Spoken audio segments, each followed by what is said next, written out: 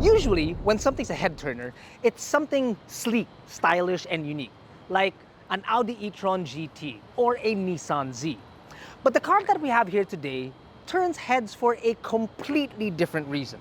This is the Jetour Ice Cream, possibly the cutest EV available in our market today. And trust me, we've gotten looks inside this car about as much as we do when we're inside a sports car. No, really. But what is it like to live with the ice cream? Find out on this episode of Behind the Wheel if there's more to this sweet treat than its adorable looks.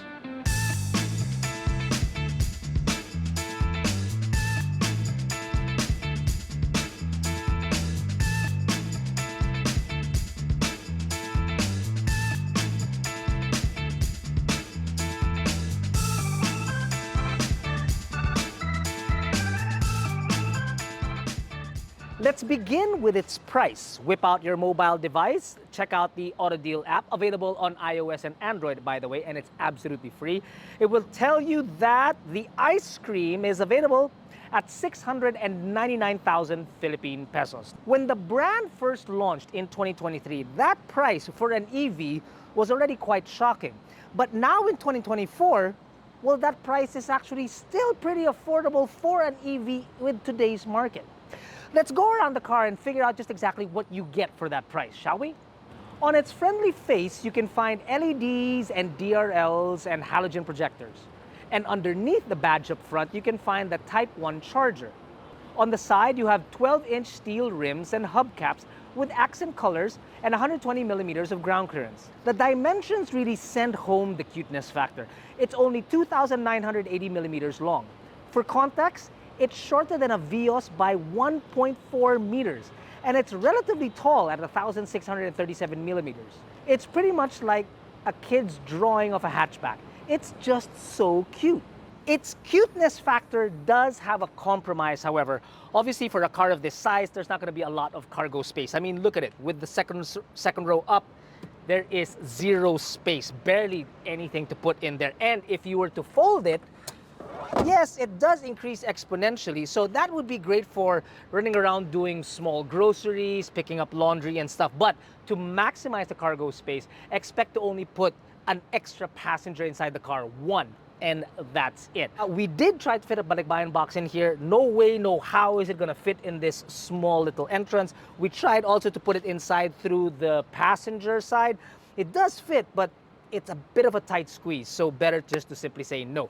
It does have its advantages, however, because of its diminutive size. If you live in an area with tight streets or if you have a garage that's really small, then this car actually does work for you. You know what I mean?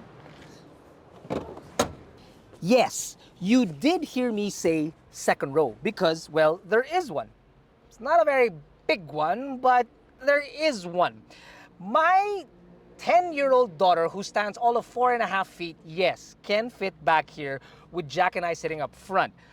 But anything other than that, do not expect much anything else, really.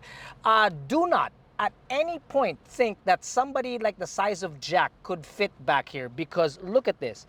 Putting this into even Earl's driving position, who is shorter than Jack, my knees are already hitting the back seat. Don't believe me?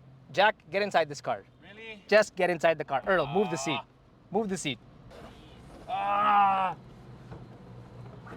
man. Now, Earl, try to drive. Oh!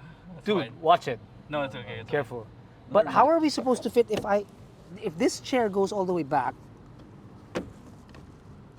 Yep, push it back.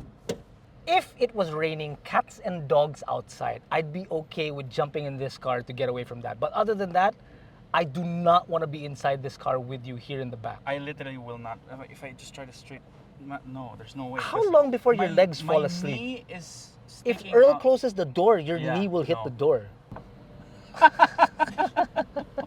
It's not much, but the rear seats do have cubby holders on either side, and they have ISOFIX tethers. Oh, and because the door is so wide, child-sized people like myself can easily get in and out. See that? Ta-da! Stuck the landing.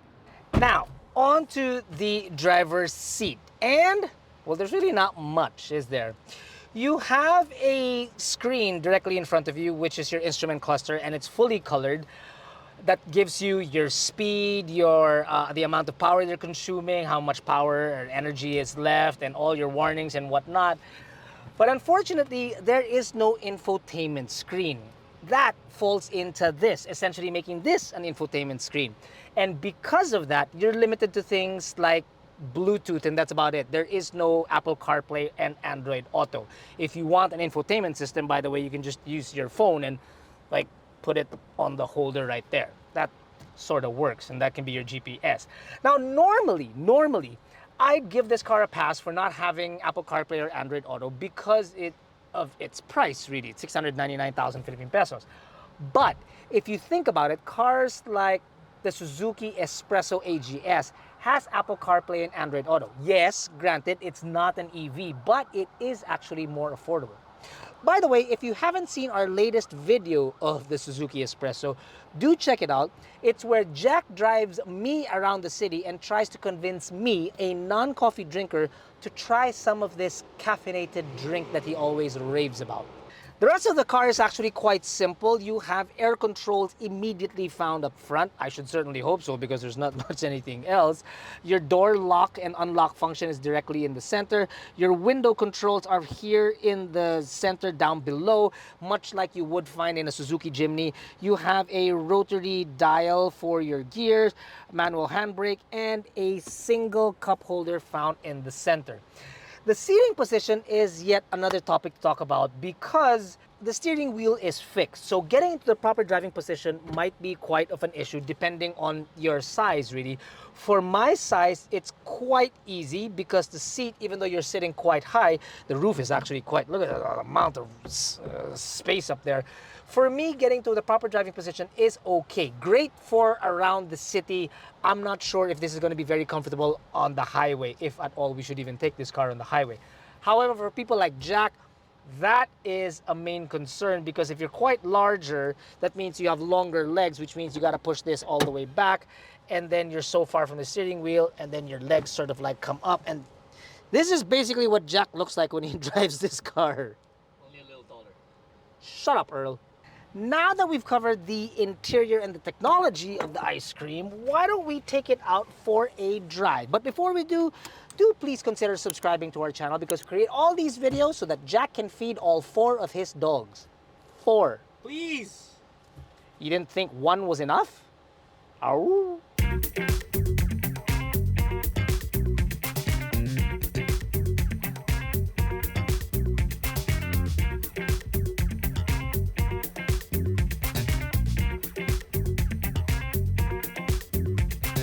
I thought it appropriate to review the Jetour ice cream inside the city for, well, 2 main reasons. Number 1, its diminutive size.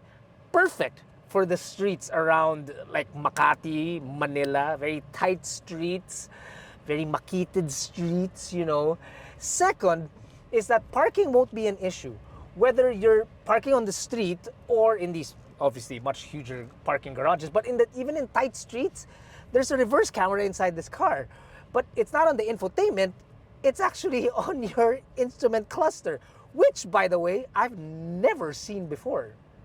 Oh, and also I must add, because of its size, sadly, it's like sometimes people out on the road don't think you exist because I have never been cut off so many times in my life. Comfort and noise isolation in the Jetour ice cream is not the greatest of things. And I mean that because, well, the suspension is not all that great.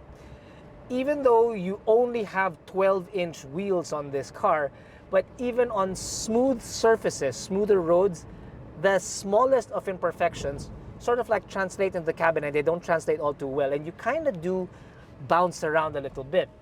Noise isolation also could use some help because it's odd that we can actually hear noise emanating from an EV, which is, it's supposed to be quiet, right? But we figure it's probably the compressor, and that's what we hear inside the cabin. Jack and I have come to the realization, however, that this is a tiny budget-oriented EV. So for the price that you pay, it's kind of par for the course.